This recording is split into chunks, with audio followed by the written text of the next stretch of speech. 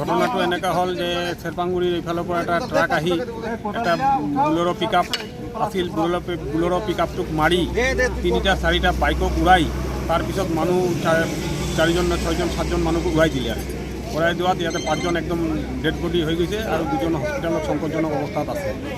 মানে আমি এনেকুৱা মানে দেখা নাই কেতিয়াও, আৰু আমি মানে ভাবাও নাই যে এনেকুৱা এটা ঘটনা হ'ব আৰু গাড়ীবিলাকৰ একদম ৰাস্তাৰ ছাইডতে আছিল, মানুহবিলাকৰ একদম ৰাস্তাতে নাছিল, ছাইডত আছিল, কিন্তু গাড়ীটোৰ দখতে এতিয়া কি ক'ম, এনে মানে জানি বুজি মাৰিল নেকি এনেকুৱা ড্ৰাইভাৰটো এনেকৈ লাগিছে আমাৰ। কেইজন মৰিলে? মোটামুটি 5জন ডেড, স্পট ডেড 5জন, আৰু দুজনক হস্পিটেলত লৈ গৈছে। এইটোও সংকটজনক অৱস্থা আছে।